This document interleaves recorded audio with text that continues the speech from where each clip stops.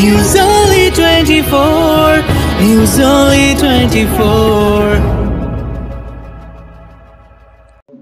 কলকাতার আইসিসিআর এর বেঙ্গল গ্যালারিতে শুরু হয়েছে ফটোফোনিয়ার ষষ্ঠ আন্তর্জাতিক আলোকচিত্র প্রদর্শনী।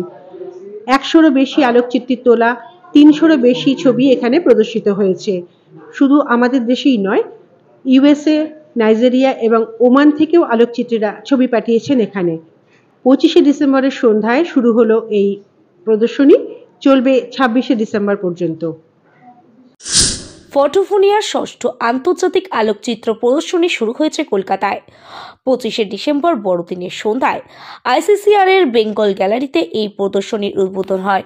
উপস্থিত ছিলেন জাতীয় পুরস্কারপ্রাপ্ত অভিনেতা ঋদ্ধি সেন, লাইট রিডিং ফটোগ্রাফির প্রতিষ্ঠাতা তথা বিশিষ্ট আলোকচিত্রী ও প্রদর্শনীর বিচারক সন্তু অধিকারী এবং পশ্চিমবঙ্গ সরকারের অর্থমন্ত্রকের অধীন রাজস্ব বিভাগের অন্যতম যুগ্ম কমিশনার তথা আলোকচিত্রী অনুপম হালদার। প্রদর্শনীতে landscape, astro and travel, birds, wildlife and macro, portrait, fashion and wedding, street and daily life, mobile photography ইত্যাদি 8টি বিভাগে দেশে বিদেশে 108 জন আলোকচিত্রীর 350টা আলোকচিত্র প্রদর্শিত হয়েছে। ফটোফোনিয়ার 2 অ্যাডমিন সুব্রত রায়চৌধুরী ও জয়ন্তী সরকার জানিয়েছেন, প্রতিটা বিভাগের প্রথম ও দ্বিতীয় ও তৃতীয় স্থান আধিকারিককে পুরস্কার দেওয়া হবে। সেই সঙ্গে 40 জন আলোকচিত্রীকে বিশেষ পুরস্কার দেওয়া হবে।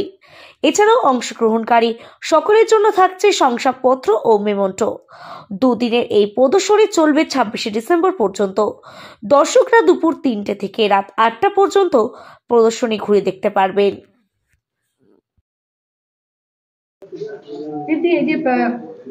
আপনি নিজে চলচ্চিত্রের সঙ্গে যুক্ত, চলমান ছবি আর এটা হচ্ছে স্থির ছবি। কি বলবেন? আমার মনে হয় স্থির ছবি দিয়েই তো শুরু হয়েছিল সমস্ত কিছু, সুতরাং সেই স্থির ছবি থেকেই মানে সেটা আদি শিল্প হচ্ছে পেইন্টিং, মানে ছবি আঁকা, সেখান থেকে আমরা ফটোগ্রাফিতে এসেছি। সুতরাং আজকে আমার ব্যক্তিগতভাবে মনে হয় যখন আমরা ফেসবুকের মতন কোনো একটা প্ল্যাটফর্ম খুলি, সারাদিন তো আমরা ইমেজ দেখছি, এত ইমেজ দেখছি যে আমাদের আর কল্পনা শক্তি বা একটা চিত্রকে দেখা বা দৈনন্দিন জীবনের হোক, মানুষের মুখ হোক বা একটা গাছ হোক, প্রাকৃতিক সৌন্দর্য হোক, সেটাকে যে একটা বিশেষ চোখে দেখতে হয় সেই দেখাটা আমরা ভুলে যাচ্ছি। কারণ একটা ছবিকে, মুহূর্তকে ক্যাপচার করতে গেলেও একটা যেটা প্রয়োজন সেটা হচ্ছে কল্পনা শক্তি বা একটা বিশেষভাবে দেখা। সুতরাং ফটোগ্রাফি এক্সিবিশনে এলে আমার মনে হয় যে চোখগুলোকে নতুন করে আর কি ফোকাস দিতে শেখার মতন একটা প্রসেসের মধ্যে দিয়ে যাই। কারণ আমাদের কাজটাই যেহেতু এইটার সাথেই যুক্ত, সারাদিন আমরা হয় অন্য মানুষের ছবি ফুটিয়ে তুলছি নিজেরা অভিনয় করে, না হলে ক্যামেরার পেছনে যখন কাজ করি একটা দৃশ্যকে বাস্তব করার চেষ্টা করছি। সুতরাং সেইটাকে বাস্তব করাটা তো একটা প্র্যাকটিস এবং একটা প্রফেশনাল কাজ। সুতরাং শুধু উন্নত মানের ক্যামেরা বা উন্নত মানের মোবাইল থাকা মানেই সে ছবি তুলতে পারে তার কোনো মানে নেই। একটা মানুষের বিশেষ চোখ থাকলে তবেই সে ছবি তুলতে পারে বা ছবি আঁকতে পারে। সুতরাং ফটোগ্রাফি এক্সিবিশনে এলে সেই বিশেষ চোখের যে দৃষ্টিভঙ্গিগুলো সেগুলোই আমরা পুরো গ্যালারি জুড়ে দেখতে পাই, এবং সেটা আমাকে শিল্পী হিসেবে এক রকমের অনুপ্রেরণা যোগায় যে আবার রাস্তায় বেরিয়ে গিয়ে নতুন করে চারপাশটা কিভাবে বিশেষভাবে দেখবো। শুধুমাত্র দেখা না, মানে ওই তাকিয়ে থাকা মানে তো আর দেখতে পাওয়া নয়, দেখা প্রকৃত কাকে বলে সেটা ফটোগ্রাফি এক্সিবিশনে এসে ভালো লাগে। সোশ্যাল মিডিয়া আমি এদের যে পেজটা আছে, অ্যাকচুয়ালি গ্রুপটা যেটা আছে সেই গ্রুপে আমি আছি। খুব ভালো ভালো ছবি পড়ে এবং এদের এক্সিবিশনটা খুব ভালো হয়েছে, খুবই ভালো হয়েছে। আমি অনেক দিন ধরেই ফটোফোনিয়ার গ্রুপের সঙ্গে যুক্ত আছি অনলাইনে। আজকে প্রথম আমি এদের ষষ্ঠ এক্সিবিশনে আসলাম এবং একটা জিনিস ভালো লাগছে, এখনকার দিনে যে সোশ্যাল মিডিয়ায় অনলাইনে যে ছবি দেখার, সেটা একটু ভালো লাগছে যে একটা এক্সিবিশন হচ্ছে, যেটা খুব জরুরি। আর সবচেয়ে বড় কথা হচ্ছে মোবাইলে যারা ছবি তোলে তারাও দিতে পারছে, আর ক্যামেরা তারাও দিতে পারছে, মানে প্রফেশনাল আর শখে যারা তুলে সবাই ছবি দিতে পারছে। এই জন্য আমি ফটোকে থ্যাংক ইউ বলবো যে আমাদের মতো অনেক যারা ফটোগ্রাফাররা যারা আছে তারা ছবি ডিসপ্লে করতে পারছে।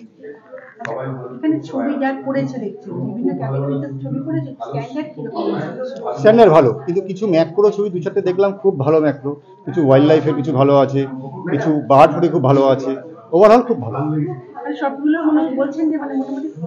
স্ট্যান্ডার্ড ঠিক আছে। আর একটু ভালো দিকে যদি একটুখানি ছবির ডিস্টেন্স হয়, মানে যেহেতু ছবির একটা ছবির সঙ্গে একটা ছবি ওইটা একটু যদি বাড়িয়ে দেয় খুব ভালো হয়। দেখতে হয় একটা ছবি দেখার সময় আর একটাই চোখে পড়ে, একটু ডিস্টার্ব হয়। ওই জন্য একটু গ্যাপ হলো কি, আমি সামনে ছবি দেখছি সঙ্গে সঙ্গে চোখটা ওদিকেও যাচ্ছে, এটা একটু প্রবলেম হয় ছবি সামনের ছবিটার জন্য। একটু গ্যাপ হলে ভালো হয়। তো এতটা বড় গ্রুপ হবে এটা আমি ভাবিনি। 2018 সালে যখন আমি এবং শিলিগুড়ির সুব্রত রায়চৌধুরী এবং নবীন সাহা মিলে গ্রুপটা করেছিলাম, আমরা দেখতে দেখতে 6 বছর পেরিয়ে গেলাম, 7 বছরে পা দিলাম এবং এটা আমাদের 6টা এক্সিবিশন হলো।